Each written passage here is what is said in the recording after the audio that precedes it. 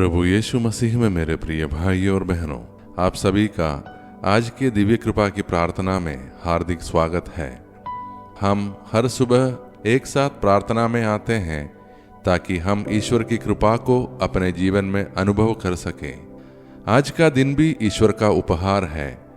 बहुत से लोग अपने जीवन में शिकायत करते रहते हैं, लेकिन याद रखिए, जिस जीवन को हम जी रहे हैं वही जीवन लाखों लोगों का सपना हो सकता है। आज हम जागे हैं, लेकिन हजारों लोग इस सुबह अपनी आंखें नहीं खोल पाए।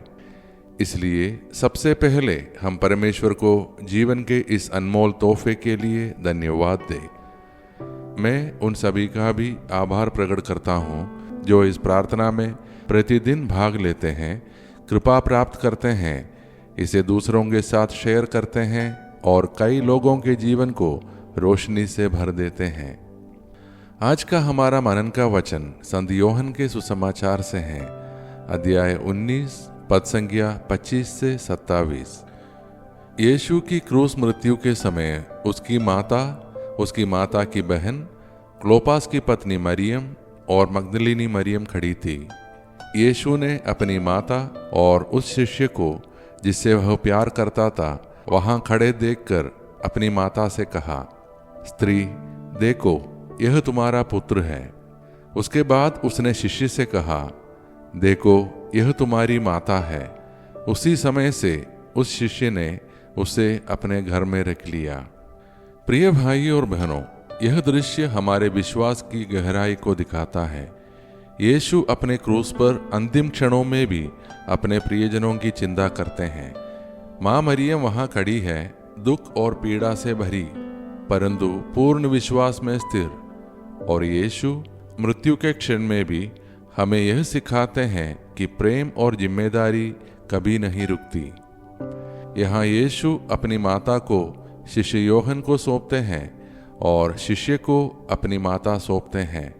यह केवल एक पारिवारिक जिम्मेदारी नहीं थी, बल्कि यह संपूर्ण कलीसिया के लिए एक संदेश था कि मरियम अब केवल यीशु की माता नहीं, बल्कि हम सब की माता है।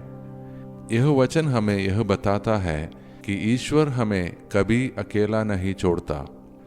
हमारे कठिन से कठिन समय में भी प्रभु हमें सुरक्षा, देखभाल और मार्गदर्शन देने वालों को हमारे साथ खड़ा करते हैं।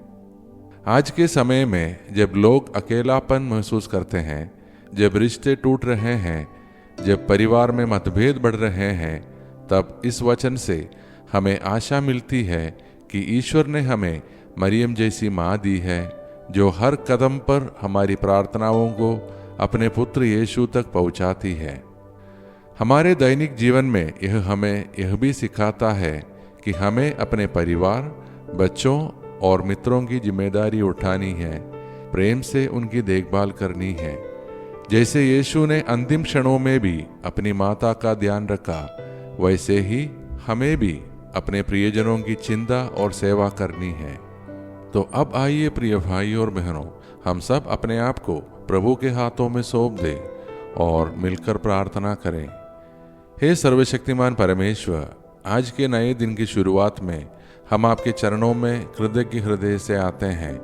आपके द्वारा दिए गए जीवन और अनगिनत आशीर्वादों के लिए हम आपको धन्यवाद देते हैं। हम प्रार्थना करते हैं कि हमारे परिवार प्रेम, शांति और आनंद से भर जाए। हम सब एक दूसरे की संगति में सुख और आराम पाए। हम सभी को उत्तम स्वास्थ्य, समृद्धि और खुशियां दे और हमें हर पाप और हानि से दूर रखे। हे प्रभु, आप उन पर अपनी विशेष कृपा बरसाएं जो आज जन्मदिन या विवाह का वर्षगांठ मना रहे हैं। उनके जीवन को नई उमंग, आशीष और सफलता से भर दे। हम पीड़ित और बीमारों के लिए प्रार्थना करते हैं। हे यीशु, जिनका शरीर, मन या आत्मा से बीमार है, उन सभी को अपनी चंगाई प्रदान करें। जो अकेलेपन, दुख और परेशानियों से जूझ रहे हैं, उन्हें शांति और दिलासा दे। हम सबको अचानक और असामयिक मृत्यु से भी बचाए रखिए। हे प्रभु, हमारे देश भारत को आशीष दे। हमारे राष्ट्र और विश्व के सभी नेताओं को अपनी बुद्धि और विवेक प्रदान करे, ताकि वे मानवता के भले के लिए कार्य कर सकें। दुनिया से हर युद्ध और हिंसा समाप्त हो जाए और सब लोग शांति और भाईचारे में जी सकें।